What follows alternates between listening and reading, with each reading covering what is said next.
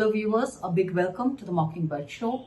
First of all, I would like to start with my heartfelt tribute to Zubeen Garg, a youth icon, a singer, a lyricist, an actor, a leader of the people who we have lost tragically. I pray that his soul rest in peace. Coming back to today's topic, how important it is for a child to learn the mother tongue. We have seen that NEP 2020 has laid emphasis on learning the mother tongue. There are lots and lots of reasons behind it. These reasons are related to cultural identity, but it has also got a lot of scientific backup in terms of development of cognition of children and so forth. I'll be discussing the same in this video as we proceed. First and foremost, I would like to emphasize on the prenatal period when the mother is carrying the child. She speaks in her native language and the child is listening.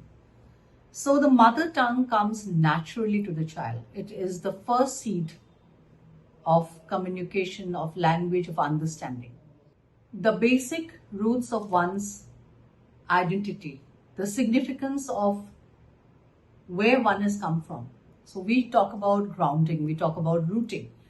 And when a child is reading history, reading literature, reading poems of their own language, they understand the culture, they understand the tradition, everything that has come down to them from their ancestors. Second, in order to preserve one's own culture, in India, we know that India is full of different cultures. There's a lot of diversity.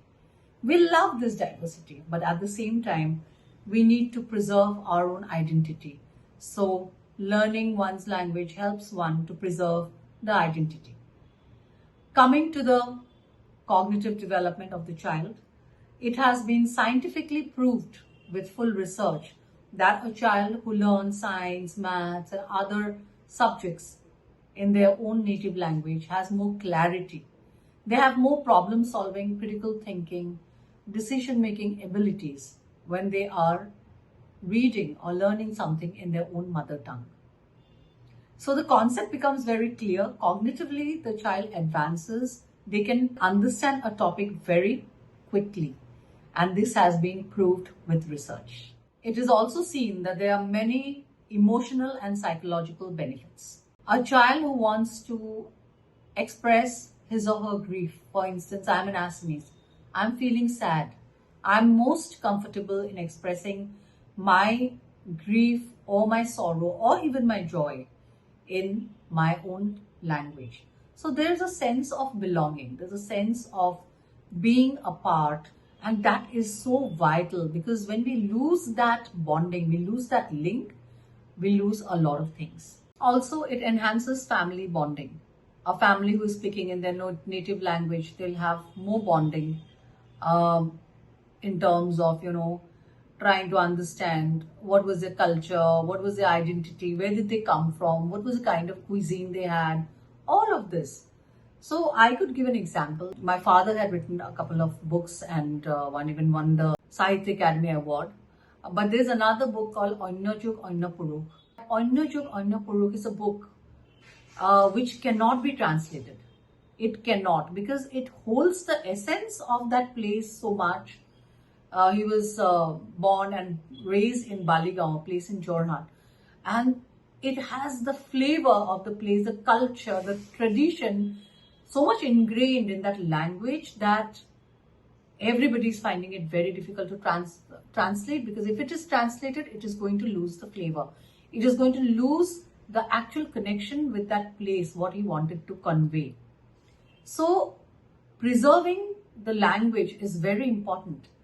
It will take us back to our roots. It's going to take us back to, where we come from. And that is important. We are losing that touch. I can see that, we are concentrating more on English and Hindi.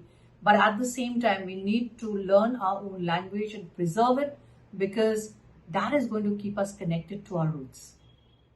Another important aspect is the more languages we know, the more neural pathways are formed. So a child from early on, if they're exposed to different languages, they also develop multilingual skills.